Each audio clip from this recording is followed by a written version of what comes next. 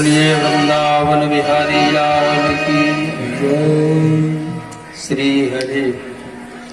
ये तो भवदिंग्र पल्लव समास सदा भक्त विगत संशय मुरारी शांतम निष्पेक्ष निरपेक्ष निरामय अगुण शब्द पर ब्रह्मैक पर ब्रह्म ज्ञानी दक्ष सामुद्रिक स्वद्रिक स्वपरमरते परमरते तव चक्रपाणी विश्वपकार रहित व्यक्त चित्त सर्वदा व्यक्ति मदमन्यु कटिपुण्य राशि भगवतः उत्तम श्लोक श्रीमच्चरणारविंद मकरंद रसाविश्चिच्चेतसो भागवत परमंस दैत कथाम किंचित दंतराय विहताम स्वाम सुपतमाम पदवीं न प्रायण हन्वन्ति परम प्राच्याः मनीषी मंडल मार्तंडा विद्वद् विरण विराट सारगूला शाब्दे पारे कृते भूरि परिश्रमाः यतिवृंदा एक पास छेदनशीला भगवत गुणाणो विहरणशीला श्री मुकुंद पादारविंद मकरंद रसरसिकाः श्रद्धा भक्ति मनन साधन संयम शीला पितरो मातरो भ्रातरो भगिन्यो साधवो ब्राह्मणो सर्वेषां भगवत स्वरूपाणां प्रणमन्दा सदा सोयम स्वकीयन वाक्यन विनक्ति।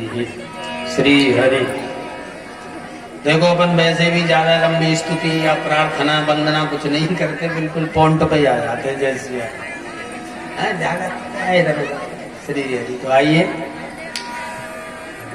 बोलिए राघवेंद्र सरकार की।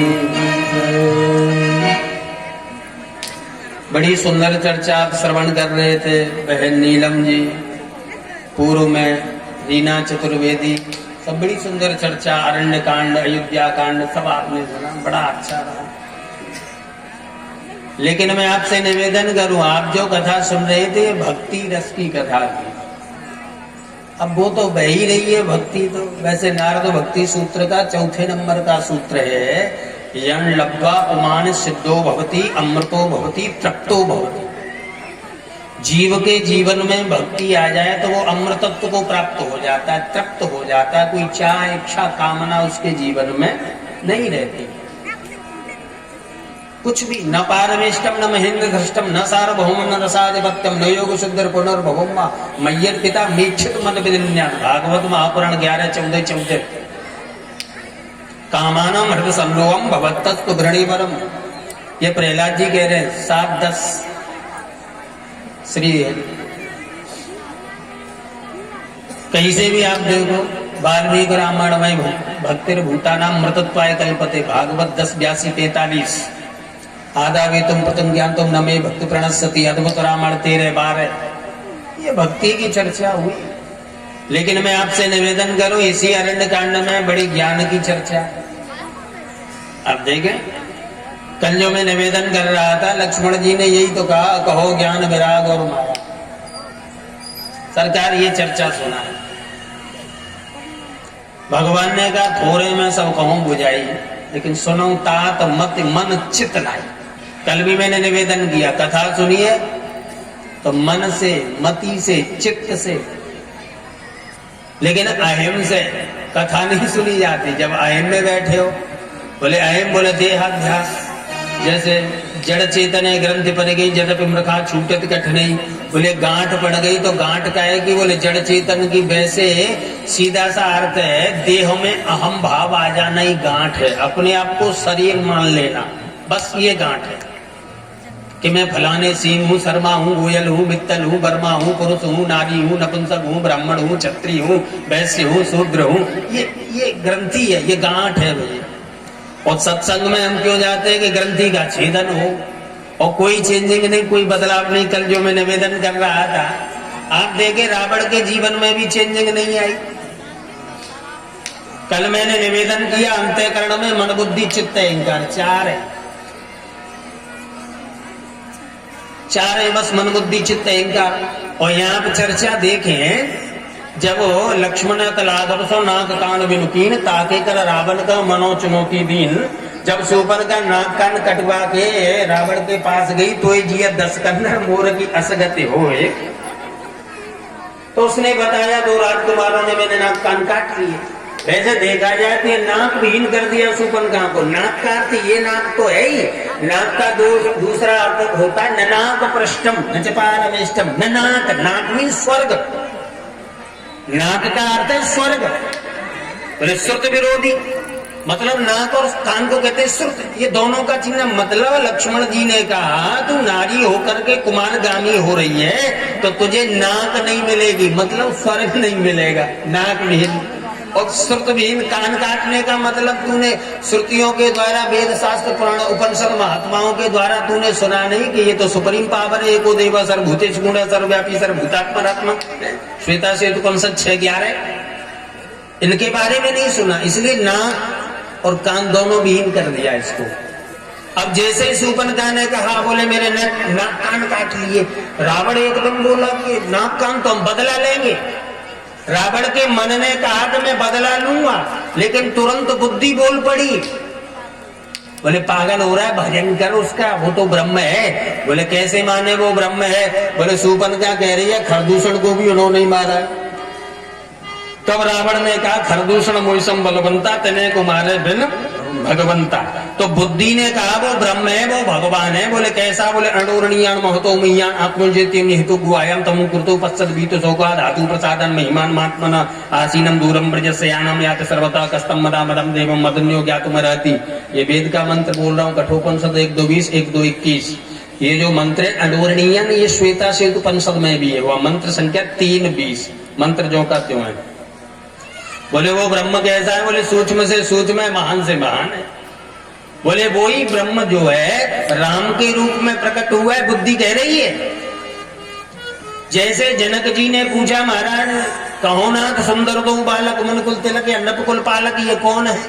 तब विश्वामित्र जी ने आगे बाद में कहा कि ब्रह्म जो ने कमनीति कहीं गावा हुआ है भेष, लेकिन उससे पहले कह रहे हैं ये प्रिय सबई जहां लगे प्राणी, ये प्रिय सबई, तो ये सबको प्रिय है जो भी प्राणी मात्र, लेकिन नहीं अस्ति भांति और प्रिय, ये ब्रह्म की अस्थि भांति और प्रिय, सत चित आनंद। तो प्रिय शब्द दे करके विश्वामित्र जी ने कहा ये प्रिय, ये आनंद स्वरूप है। ब्रह्म सूत्र एक बार आनंदमयोभ्यासा तैत्रीय उपनिषद रसम एवं लब्ध आनंदी भवती 2:7 शैषानंद से मीमांसा भवती 2:8 विज्ञानमानंदम ब्रह्म बृहदारण्यकोपनिषद वेद कह रहा है ये वो ही ब्रह्म है। तो वही आइए मन कह रहा है रावण का मेरी बहन के नाक कान काटे तो इससे बदला लूं, लेकिन बुद्धि ने कहा नहीं नहीं ये ब्रह्म है, उसकी भक्ति कर भजन कर। लेकिन फिर चित्त आया, बोले उसे भगवान मान कैसे ले? परीक्षा लेनी चाहिए। अहम ने कहा होगा सो देखा जाएगा, परीक्षा लेते हैं। बोले कैसे परीक्षा ले? बोले सोने का हिरण लेके जाएंगे, अल्पज्ञ राजकुमार होगा तो उसके पीछे भागेगा, और सर्वज्ञ होगा तो वो जान लेगा सोने का हिरण नहीं होता सब विश्व, क्योंकि वो तो बेबिष्टि सकलम व्याप्नोति थी, विष्णु संसार के कण कण में व्याप्त है ब्रह्म को, सर्वम खलविदम ब्रह्म छांदोग्योपनिषद 3:14-1, तो वो जान जाएगा। लेकिन जैसे ही रावण वो सोने का हिरण मामा मारीच को लेके गया तो राम जी पीछे भाग रहे। एकदम रावण ने अपनी बुद्धि से कहा बोले तू तो इसे ब्रह्म बता रही थी, ये तो अल्पज्ञ जीव है, सोने के हिरण के पीछे जा रहा है, बताओ ब्रह्म हो सकता है? तो रावण कह रहा है मैं अपनी बुद्धि से काम लूंगा, या अहम प्रदान हो गया, अहिम, इसलिए उसका पतन हुआ है श्री हरि।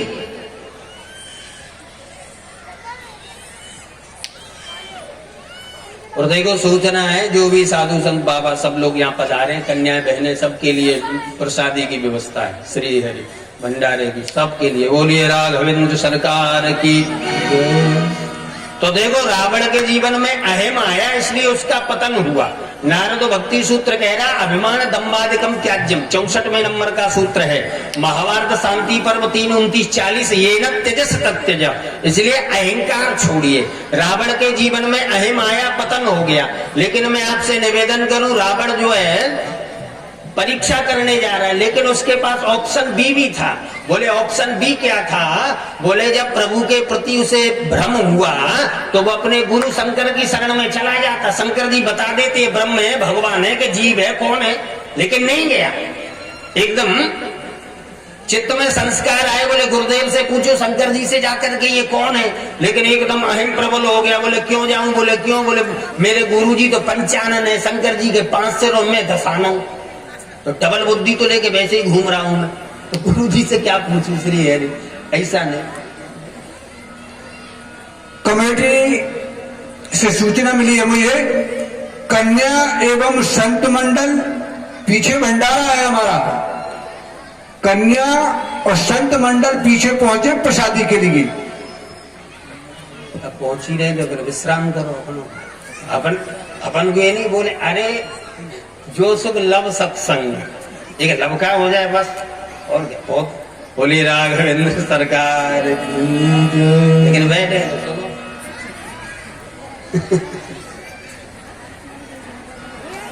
अब कुछ लोग कहते बोले कथा तो ऊपर से निकलती है अब पेपर पढ़ोगे तो कथा तो निकलेगी कथा कभी सुनी नहीं हाँ?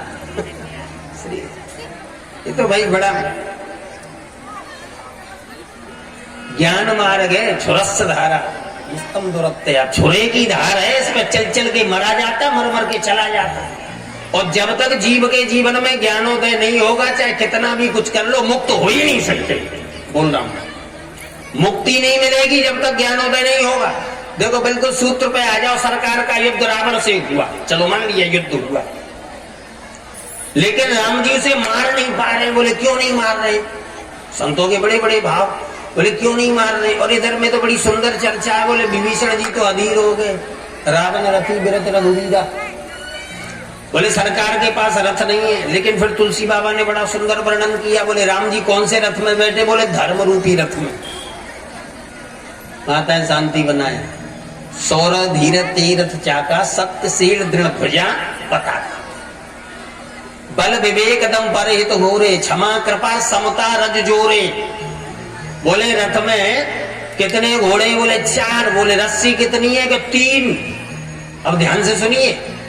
घोड़े 4 है रस्सी 3 है अब 3 रस्सी से घोड़ों को कैसे बांधोगे भाई बल विवेक दम परे तो घोरे क्षमा कृपा समता रज जोरे और वैसे आप यही मत समझना कि राम जी रथ में बैठे आप और अम्मी बैठे आत्मानम रथनम विद्धि शरीरम तुम्हें तो बुद्धि सारथी वृद्धि मन पग्रमय वच इंद्रियाणि हरण और विषयांस्ते गोचरन् ये शरीर ही एक रथ है आत्मा रथी बुद्धि सारथी इंद्रिय रूपी घोड़े मन रूपी लगाम है विषय रूपी जंगल है अहंकार रूपी स्थान है पाप पुण्य रूपी 2 चक्र पहिए धर्म रूपी ध्वजा बात समझ में आ रही है तो आप और अम्मी रथ में बैठे बोले फिर रथ में घोड़े कितने बोले 4 बल विवेक दम परे तो घोड़े क्षमा कृपा समता रज जोरे बोले रस्सी कितनी है बोले 3 बोले 3 से 4 को बांधो कैसे बांधोगे एक भाव तो ये है जो बुजुर्ग रस्सी बनना जानते हैं अब तो 2 लड़की होती है पहले 3 लड़की भी रस्सी बनती थी 3 लड़की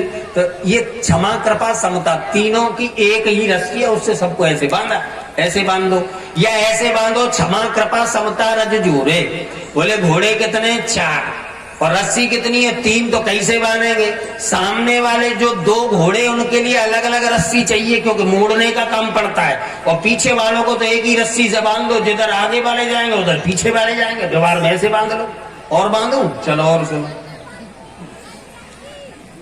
बल विवेक दम परिहित घोरे क्षमा कृपा समता रज जोरे बोले रस्सी कितनी है 3 घोड़े कितने बोले 4 तो बोले फिर कैसे बांधे बोले बल पहला घोड़ा कौन सा बल तो इसको कौन सी रस्सी से बांधे बल रूपी घोड़े को बोले क्षमा रूपी रस्सी से आप बलवान हैं तो जीवन में क्षमा आनी चाहिए ये नहीं कि किसी ने कुछ कहा बोले हमें नहीं जानते तुमने हमसे अरे हमें के बमे कौन है तू कोई नाहंकार परो रिपु ये जो बल रूपी घोड़ा है इसको बल रूपी घोड़े को क्षमा रूपी रस्सी से बांधिए अब आया विवेक रूपी घोड़ा बल विवेक बोले विवेक रूपी घोड़े को किससे बांधे बोले कृपा रूपी रस्सी से विवेक रूपी घोड़ा आप विद्वान हैं ज्यादा पढ़ लिख गए अब दूसरा कुछ जानता नहीं बोलिए तो वैसे ही अरे उस पर कृपा करो उसे भी इस लाइन में आगे बढ़ाओ भाई क्षमा रूपी रस्सी से बोले अब बच्चे 2 बल विवेक दम परेत घोरे दम और परेत बोले ये किससे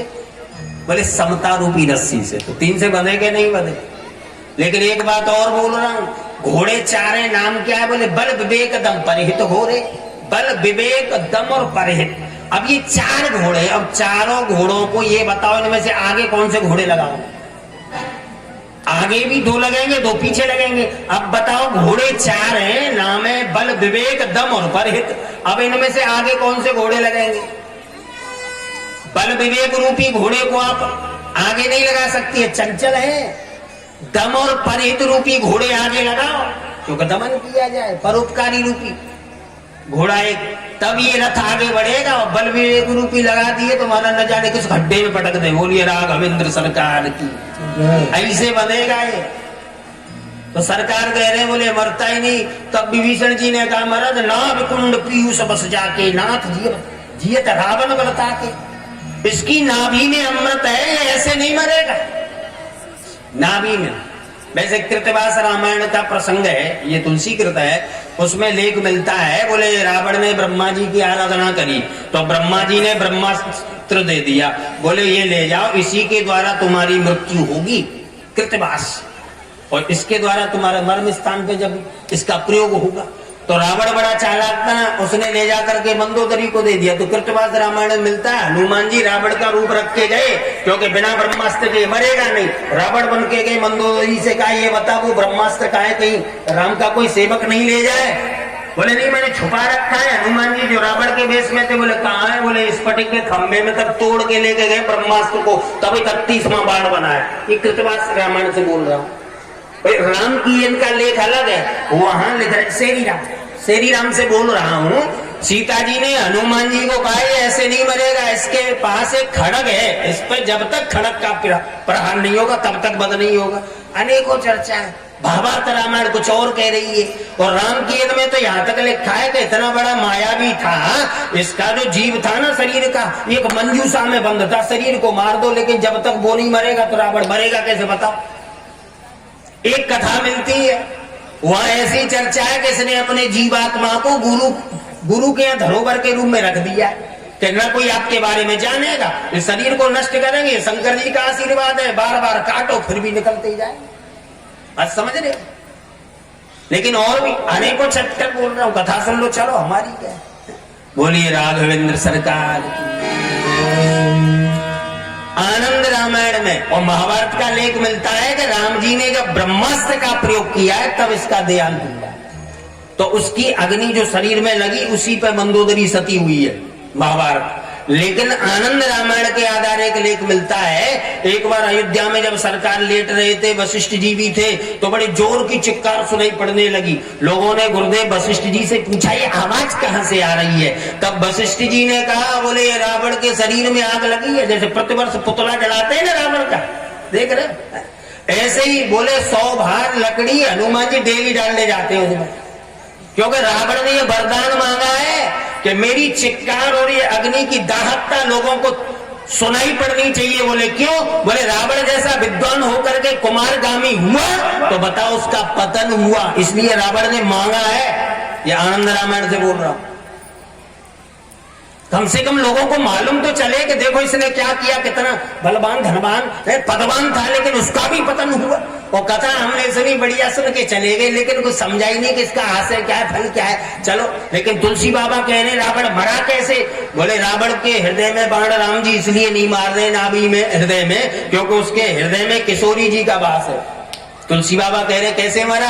बोले रावण के हृदय में बाण इसलिए नहीं क्योंकि उसके हृदय में सीता जी बैठी हैं, और सीता जी के हृदय में राम जी बैठे, और राम जी के हृदय में पूरा विश्व बैठा है। और बाण फिर किसे लगेगा बताओ? कोई बचेगा? प्रलय होगी कि नहीं होगी? इसलिए बार बार सिर और भुजाएं काटने लगे कि ये विचलित हो जाए, और जैसे ही विचलित होगा तो सीता जी से ध्यान हटेगा, और ध्यान हटेगा तो हम जय सिया राम। लेकिन नहीं, फिर उधर आओ, ज्ञान मार्ग से बोल रहा हूं। विभीषण जी कह रहे नाभ कुंड पीयूष बस जाके, इसकी नाभि में अमृत है। अब बताओ ये अमृत कहां से आया? चलो यही बात कर लो। अब ये कहें बोले अमृत था, अरे कहीं अलग गोदाम था, कहां से पी के आया रावण? कोई लेख बताओ हमें। अब ये कहें अमृत पी के, ये वैसी बात नहीं मानते। चलो सीधी सी बात सुन लो, भागवत में कथा मिलती है, समुद्र मंथन हुआ, अमृत निकला, देवताओं को पिलाया, और कलश तोड़ करके भगवान मोहिनी अंतर ध्यान हो गए, तो बताओ आया कहां से फिर? जब वो अमृत समाप्त हो गए, इसकी नाभि में कहां से आ गया भाई? ध्यान से सुनिए, अमृत क्या है? कुछ नहीं, ये नाभ कुंड पीयूष बस जाके, इसकी नाभि में अमृत क्या है कि योग की संजीवनी मुद्रा में ब्रह्मरंध्र से जिह्वा पर अमृत स्राव होता है, उसे कहते हैं अमृत। योग में जब जाओगे तब ब्रह्मरंध्र से श्राव होगा, वो है अमृत। तभी तो योगी लोगों की बड़ी बड़ी आयु बढ़ जाती है। लेकिन आजकल आप और हम बाबा रामदेव को खूब देख रहे हैं, खूब योग कर रहे हैं, लेकिन योग कर रहे हैं तो किस लिए? बोले स्वस्थ रहे, ये तो ठीक है, लेकिन योग हम इसलिए कर रहे हैं कि भोग लंबे समय तक भोग सके, इसलिए कर रहे हैं। बात समझ रहे? स्वस्थ बने रहे। अरे राम तो नाभि कुंड पीयूष बस जाके, इसकी नाभि में अमृत है। और वैसे देखा जाए तो नाभि पराबाड़ी और वृत्तियों का उद्गम स्थान है नाभि। यहीं से पराबाड़ी जितनी भी वृत्तियां नाभि से निकलेंगी। बोले इसके 10 सिर क्या है? बोले 10 इंद्रियों की वृत्तियां। बोले 20 भुजा क्या है? बोले 10 प्राण। 5 प्राण होते, 5 उपप्राण, 10 हुए। 10 प्राण, 10 इंद्रियों के कर्म, ये रावण की 20 भुजा। और जब तक ये वृत्ति नष्ट नहीं होगी तब तक रावण का वध नहीं होगा। बात समझ में आ रही है? ऐसे समझो श्री हरि बोलिए राघवेंद्र सरकार की। जो कार्य करता है वो भंडारे में पहुंचे, रावण तो मर ही जाएगा, चिंता मत करो। बोलिए राघवेंद्र सरकार। तो नाभ कुंड पीयूष बस जाके, इसकी नाभि में अमृत है। अमृत का मतलब नाभि से ही वृत्तियों का उद्गम होता है। जितनी भी वृत्तियां नाभि से। बोले फिर ये वृत्ति का उद्गम स्थान क्या है? बोले वृत्ति का उद्गम स्थान है वासना। और वासना का उद्गम स्थान क्या है? द्वैत भाव। और द्वैत भाव का उद्गम स्थान क्या? बोले अज्ञान। और जब तक अज्ञान की निवृत्ति नहीं होगी तब तक चाहे रावण के कितने भी बार सिर काट दो, भुजा काट दो, वो उदिति बार बार निकलते ही रहेंगे। ये ज्ञान के द्वारा रावण मरेगा, यही कार्य। अभिचेत पापेभ्य सर्वेभ्य पापकृतम सर्वम ज्ञान पुण्यैव वर्जनम संतरिष्यति। गीता जी 4:36। हर दिन ज्ञान रूपी नौका में बैठ, नहीं ज्ञान सदृशम पवित्र में विद्यते तस्व योग संस्थिति कालेनात्मन बंधति श्रद्धावान लभते ज्ञानम तत् प्राप्य संयतेन्द्रिय ज्ञानम लब्ध्वा परम चान्ते चिण्यांत गच्छति यज्ञाच्च धनाच्च संसात्मा विनश्यति नायं लोकोस न परो न सुखम संशयात्मन। गीता जी 4:38-39। ज्ञान रूपी नौका में। तो राम जी ने रावण का वध कब किया? बोले धर्म रूपी रथ में बैठे, तब रावण को मारा। और देखो मैं आपसे